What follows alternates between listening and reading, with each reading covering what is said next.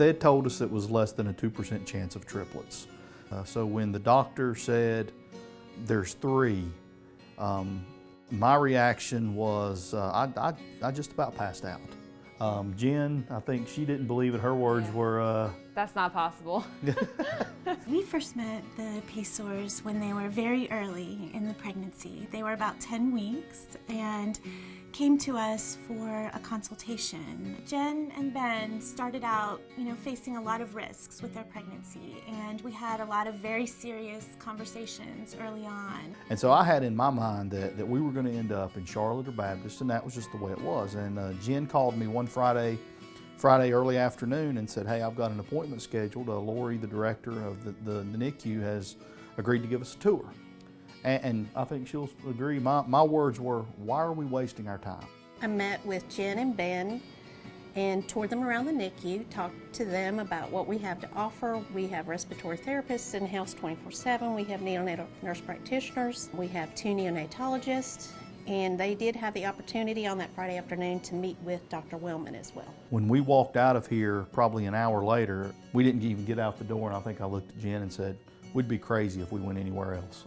This is a first-class facility. They've got everything we need," and I was sold from that moment that this was where we needed to be. Catawba Valley Medical Center and Carolina's Medical Center have joined together to bring maternal fetal medicine services to Hickory and the surrounding communities. Her initial evaluation was in Charlotte, but then we were able to transition her visits to Hickory. We can have a visit with a patient without actually physically being in the same room with that patient. It's more ultrasound exam, it's more discussion of patient's history and risk factors. And so what telemedicine allows us to do is to have a patient in another community, have an ultrasound, have her history reviewed by the nursing staff, and then we here in Charlotte can look at those ultrasound images and then sit and have a visit with the patient. We were having a very busy day in the NICU and in the newborn nursery, and we had already admitted a few babies to the NICU when we found out that the mom would be coming in with triplets and possibly deliver that day. We had to begin to get things ready because it's a much more exciting day than having just a single premature baby born by C-section. So we had to make sure we had all the right personnel there. There was a lot of people. We had the OR team, we had anesthesia, we had the birthing center, and then the NICU team. I didn't count at the time. I was told there were approximately 22 people in the OR. 22 people total is a lot of people to have in a room. All we saw was like 20 people running around in blue scrubs, and as soon as we walked in, we were like, oh boy, so it begins. Doing a C-section generally is very quiet and very structured until babies start coming. And then all of a sudden the room's loud and people are talking and babies are crying. The excitement just starts very subdued and then just builds and builds and builds, and then you have 3 babies here. We had a team for each baby, so each team just was if that was their only baby. They did their job, the other team did their job, the other team did their job, and it went very smooth. The babies came fairly close together. They all came about a minute apart. You've gone from no baby to take care of to 3 premature babies to take care of within 3 minutes.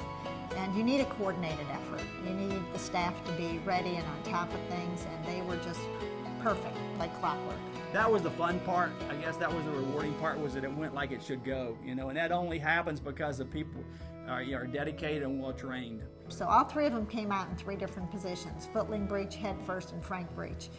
And it was just an exercise in all the obstetrics you've ever practiced in your life rolled into one, doing it in one delivery. I'm a respiratory therapist, so my main priority in the deliveries is taking care of the airway, making sure the baby's breathing, putting it on the ventilator, and getting it safely up to the NICU. We were able to get the baby stabilized and bring them up to the NICU without any complications. In the end, things turned out really well, and so they were able to get through the pregnancy and have a great outcome with their babies. And it was nice that the triplets came right at the end of my obstetrical career. That was a nice way to finish up. Yeah, it was a good day at the hospital, good day at the hospital. We start from day one with education with the parents. And we try to prepare them for the preemie roller coaster because we try to tell them, you know, that is how it is because they'll have a few good days and then they may have a setback. So we try to tell them about that from the beginning, and then as they do get closer to going home, you start talking about things that they need to know for when they take the baby home. We have awesome teamwork up here, and you've got an awesome collaboration between your nurse practitioners, your doctor, your leadership, trying to get all these infants to grow. That's what we do. That's part of being a NICU nurse, is that we get the opportunity to help these families, whether it's Ben and Jen or any other family that comes in that has a premature baby. They don't know what to expect. They've usually not had this experience in the past.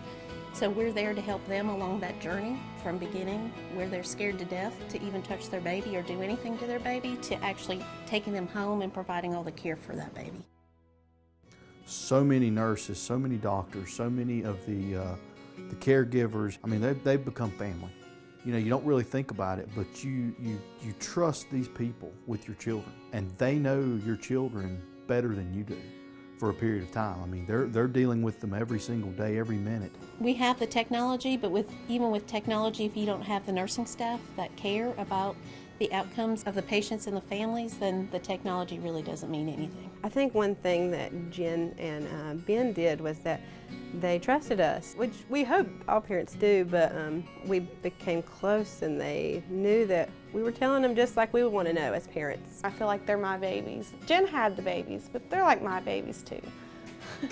You do get attached. You do. And you do kind of feel like their substitute mom when their moms can't be here, and their dads, because you're the one taking care of them and you're the one getting to hold on them and love on them. When we delivered the babies, I mean, from the cleaning people to the people that brought me my food every day to all of the nurses that we had in labor and delivery, they were amazing. I mean, everybody, you know, wanted to know how the triplets were doing, and you know, just were really encouraging, and that, you know, that this was a great facility and they're in good hands. That reassurance after such a scary experience of delivering 28-week triplets, you know, made the difference for us.